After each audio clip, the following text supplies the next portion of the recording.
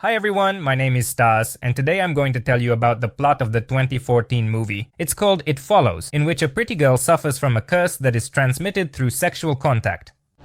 You can get rid of it, okay? Just sleep with someone as soon as you can. Just pass it along. The film begins by showing us a girl named Annie. She is running down the street dressed only in shorts and a tank top. A terrifying creature is following her. The girl manages to get to her house, but just a few minutes later she takes her car and heads to the nearest beach. Her father called her on the phone to find out what was going on. Instead of the answer she needs, Annie says goodbye to her parents. When morning comes, the mutilated body of the girl is found near the shoreline. Next, we are introduced to a student named Jay. She is swimming in the pool and getting ready for a date with her new boyfriend, whose name is Hugh. Meanwhile, at the house where Kelly, Jay's sister, also lives, their friends Paul and Yara arrive. They all plan to have a movie night all together and ask Jay to join, but she politely declines. She says that she doesn't have time for the movie and needs to get ready for her date. Meeting outside the theater, the couple takes their seats. There, they decide to play a game. One person thinks of anyone in the audience in whose place they would like to be, and the other has to guess who their partner chose. When Hugh points to a girl in a yellow dress, Jay replies that she doesn't see anyone there. The guy feels sick from that answer, and he asks the girl to leave the theater. The next day, Jay tells her sister everything that happened yesterday. She suggested that Hugh started acting strangely because he saw his ex-girlfriend. When evening comes, Jay meets up with Hugh again. The date ends with a little intimacy in the car. When the girl decides to talk about her childhood, Hugh suddenly puts her to sleep with chloroform. After a little while, Jay comes to. She realizes that she is sitting in a wheelchair and her hands are tied. Hugh approaches her and starts explaining what's going on. Someone infected him with some kind of curse. He constantly sees a creature that is stalking him. Now the same thing will happen to Jay. She caught this curse during intimacy with Hugh. Somebody gave it to me, and I passed it to you, back in the car. The entity can look like anything. If it gets to Jay, a painful death awaits her. Hugh stops as he notices a naked woman approaching them. Changing the location of the conversation, the guy continued to give instructions. The creature moves very slowly so you can run away from it. Hugh also advises to avoid places that don't have a backup exit. To get rid of the stalking, she needs to sleep with someone and pass the curse to the next person in the chain. If the creature kills the girl, the next victim will be Hugh himself. If it kills you, it'll come after me. Do you understand?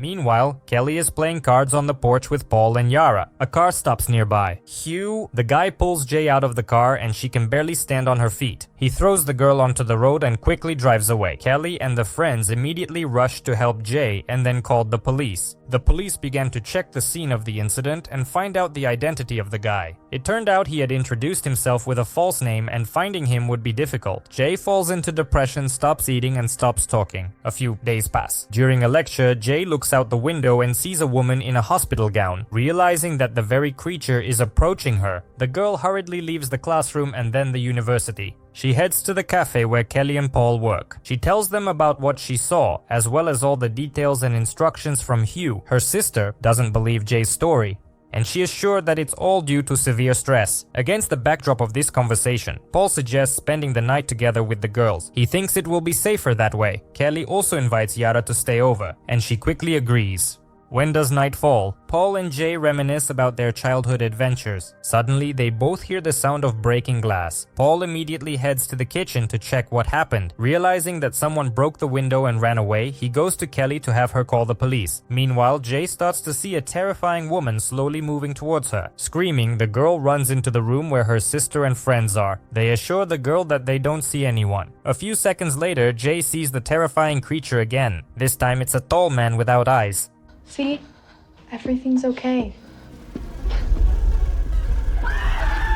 The girl screams as she leaves the house, hops on her bike and rides away from her pursuer. The friends rush after her. They realize that Jay needs their help. The young people find their mentally unstable friend at an old playground. The noise from what happened attracted their neighbor, whose name is Greg. Upon finding the young people, he offers them his help. Greg manages to find out Hugh's real name. It turns out his name is Jeff. Edmund, thanks to the name, they manage to find his real address. The whole group heads over to him. The door to the Wright house is opened by Jeff's mother. She calls for her son, who agrees to talk to them. He explains that the creature stalks those who have had close contact with someone who was previously pursued. After passing on the curse to Jay, he couldn't stop seeing that terrifying entity. He suggests to Jay not to break the chain, but just to sleep with someone and give the same instructions. Look, she could do the same thing I did. I mean, it should be easy for her. She's a girl. Any guy would be with you. Just sleep with someone else and tell him to do the same thing. He advises her to get away for a while to buy some time and think through her plan of action. Jay is upset by the information she received and doesn't know what to do next. Greg suggests that everyone go to his cabin, which is located by the lake. There, they can relax and gather their thoughts. Once they arrive, everyone starts to unpack their things. A few days go by. The tension among the young people has eased, and they were able to relax by the lakeside. Meanwhile, the entity has managed to reach their current location. It takes the form of a fury and slowly approaches its victim. No one sees her, but everyone sees what is happening to Jay. Her hair starts moving on its own, and then an invisible force throws the girl from side to side. Paul throws a chair and successfully hits the entity. For this, he receives a powerful shove that knocks him back several meters. Finding a revolver, Jay tries to shoot the entity, but nothing works out for her. Once in the shed, the girl starts to panic. Suddenly, the front door breaks down, and Greg appears in the doorway, but only for a few seconds. After him, the entity crawls into the hole in the form of a scary neighborhood boy. Jay manages to get out of the shed. She gets in the car and drives off in an unknown direction. Soon, Jay gets into a minor accident. She veers off the road and drives into a cornfield. She loses consciousness from what happened. Jay only comes to in the hospital. In the evening, Greg visits her and offers to sleep with her. He doesn't believe in the curse, so he's willing to take the risk. He genuinely wants to help Jay. A few days pass. Greg visits the girl in the hospital again and tells her that he hasn't seen anything strange during this time. The girl sighs with relief. She had hoped that her nightmare was finally over. Some more time passes and Jay is discharged from the hospital. While at home, he notices through the window that her neighbor Greg is trying to open his front door. When he can't get in, he breaks the window with a rock and climbs inside. Jay calls Greg, but only the answering machine picks up. The girl realizes that the entity has returned and wants to claim its victim. Fearing for her friend, the girl runs to his house. Upon entering, she sees Greg's mother standing in front of her son's room, knocking on his door. Jay realizes that the entity has already changed its form and is trying to get to the guy that way. Jay screams and tries to warn Greg about the danger, but he still opens the door. The entity lunges at him. A few seconds later, the guy dies. A terrified girl gets into the car and drives away from the nightmare she just witnessed. She realizes that since Greg is no longer alive, the creature will start hunting her again. After driving far enough away, the girl stops and calms down, then falls asleep. When Jay returns home, she falls back into depression. She only sleeps if her sister or friends are in the house. A few days later, another morning arrives. Paul confesses to Jay he loved her long. He is ready to help her get rid of the curse. Jay politely declines the offer. No, I liked you too, you know. Why'd you pick Greg? I thought he'd be okay.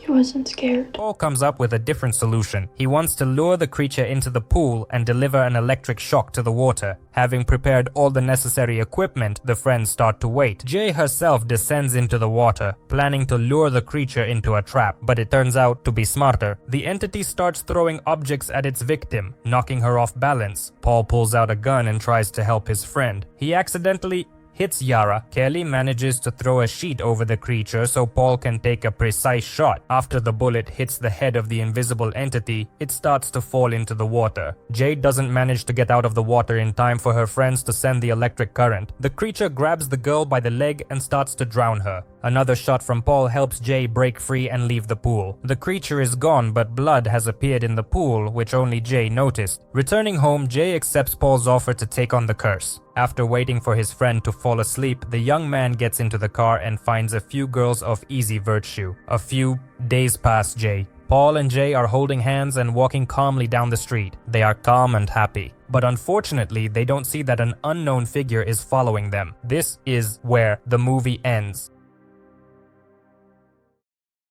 In front of us is a rather inventive horror film that has a deeper meaning. It seems that the filmmakers wanted to convey to young people that any intimate contact is better done with the use of protection. At the time of this recap's release, this film has a rating of approximately 6.8 on IMDB. How would you rate this film? Be sure to write your thoughts in the comments. That brings us to the end of our video.